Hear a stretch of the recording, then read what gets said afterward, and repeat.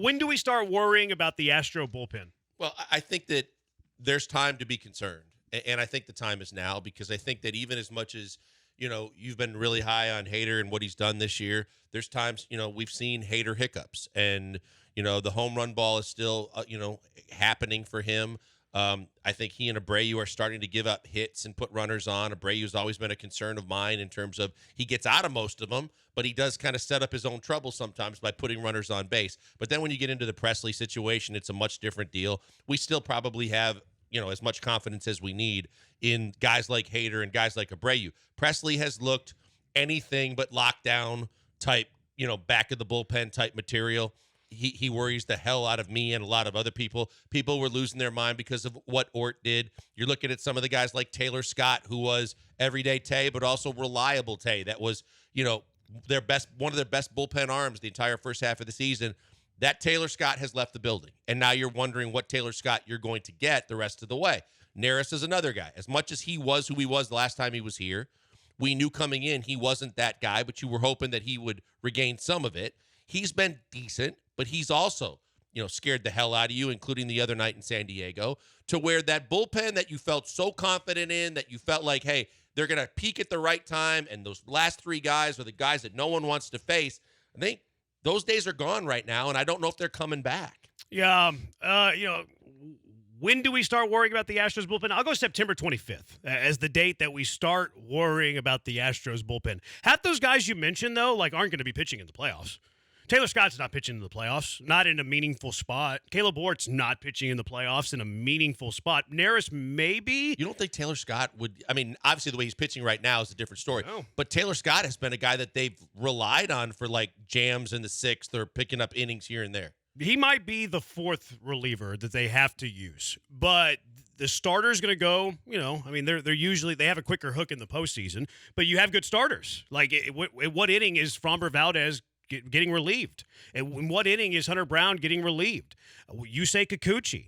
Even if those guys give you 5 innings, you really only need one other reliever to add to the big three, because you're not pitching Kaleb Ort in a game that is tight. You're not pitching maybe Taylor Scott in the 6th inning in a game that's tight. Maybe either he or Hector Neris, I guess. Yep. You're not pitching Caleb Ferguson in a game that's tight in the 6th inning or later. So when you start to kind of reverse engineer what the Astros are going to look like on the mound over 9 innings in a playoff game, and keep in mind, other than the wild card series, which is 3 games in 3 days, but even then, in a game 3 of the wild card series, if Josh Hader pitched games 1 and 2, he's not pitching in game 3? Of course he's pitching in game 3. It's a do or die game. So you can rely more on your leverage guys in the postseason than you can the regular season. You get to the division series. There's an off day between game 2 and game 3. There's an off day between game 4 and game 5. There's 2 off days in a 7-game series if you're fortunate enough to get to a league championship or a World Series.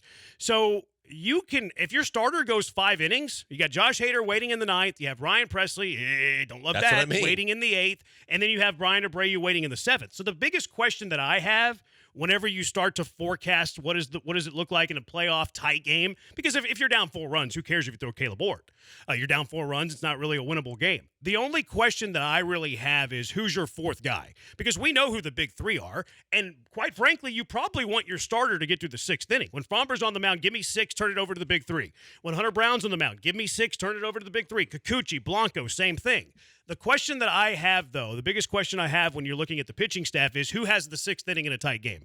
And it probably comes down to, I think it's Hector Neris. I do, too. I think, as much as we had the conversation and I was jacked up when he was coming back thinking that he could be that guy, I wasn't sure that he was going to get it because I thought Taylor Scott was still so good. And now I think that, thank goodness they've gotten a guy that at least that has some experience like Neris that can be a replacement for Taylor Scott, because I just don't think Taylor Scott's that guy. I think it is Neris. But I also think, to everything that you said, I think that the problem is that I don't feel like they ever really got there fully, but that right now that I don't have the confidence in 7, 8, 9 with your leverage guys the way I would like to have had of hey, get comfortable to start to differentiate and determine your roles. We knew Hader was going to be the closer. We heard that from spring training. But then, Presley and Abreu back foot, which regardless, you've got those 3 guys. They should all be lights out. You should be in a good spot.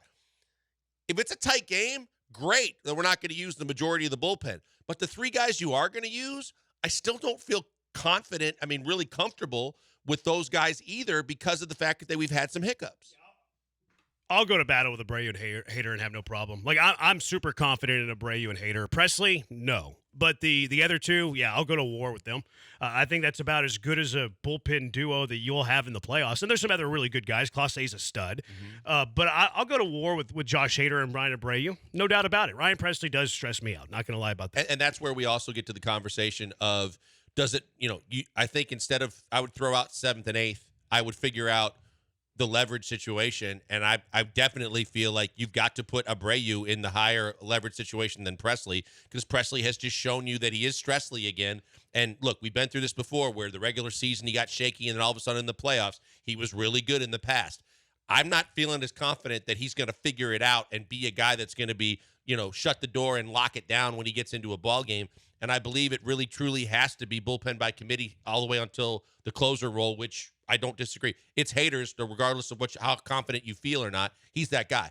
But I think you do have, if you're a spotter, you do have to consider the fact that Presley's not a lock for the 8th inning anymore, and he shouldn't be. I hope so, because if I were putting together my leverage chart, Hader's at the top of my list. Abreu's clearly the second guy. I would still probably have Presley third just based off experience, but still like kind of holding my breath doing so. And then your fourth reliever holding your breath doing so. I don't think you really have one. It's probably going to be Hector Neris because of the experience. It's Neris, but I think the only thing that gives me a little bit more hope with Presley is the fact that when he needed to strike out the other night, he went and struck out Machado. And he got the pitch where he needed to get it up and inside and got him. He struck out a really good hitter that we know has been really hot. But he's also consistently kind of come in and set a fire when he's come in, and the runs have come back to bite him. And so I hope that he gets better as the playoffs go. I hope that Joe Espada isn't back of the baseball card enough to say, well, he's my 8th inning guy. No, I mean, no matter what. The back of his baseball card. I don't want that. It was interesting that he pulled Presley in the 8th inning the other night for Hader to get 4 outs. And that it might be something like that, too. Like, maybe you only need 3 guys to get through 4 innings. So we're talking about a 4th guy. Like, if a starter goes 5 innings and now you're looking to eat 4 innings, maybe instead of a 4th man, there was a 4th man. Maybe instead of a 4th man, it's you have those 3 guys to eat 4 innings, where it's, okay, Abreu, you give me an inning and 2/3. Presley, you give me an inning. Hader, you give me an inning and a third. Or maybe it's Hader for 2 innings. Maybe it's Abreu for 2 innings one night.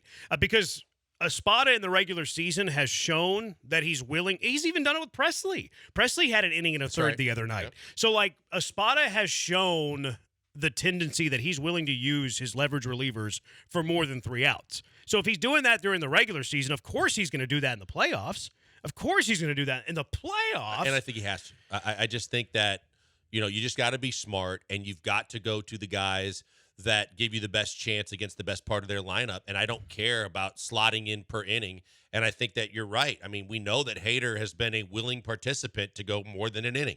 And when he's done it, he's more times than not been effective. Abreu, the same thing. Don't worry about the up down. He finds a way, and he has been effective. Presley is the weak link. So if he gets an inning and you can, get through that, I'd feel more comfortable in a 4-inning situation or scenario when the starter doesn't go 6. Yeah. I'd feel more comfortable with the slack being picked up by the other 2 guys. Yeah, I'd like to go 6 innings with a starter, turn it over to Abreu and Hader, and call it a day. It might be 6 innings and turn it over to the big 3. Who would be your 4th guy? If you're going, mine's Hector Neris. It's Neris too. Yeah, probably me as well. 3227 is Presley closer to Neris than Abreu Hader? Yes. For me, it's no question. Absolutely. Yeah, no question. And I think that when Neris still throws the splitty, that pitch it can be really, really effective. It's just that his control isn't what it was when he was having success here the first time. Dab says the 97.5 ruined Ryan Presley. He might be right. Either that or old age. Definitely one of the two.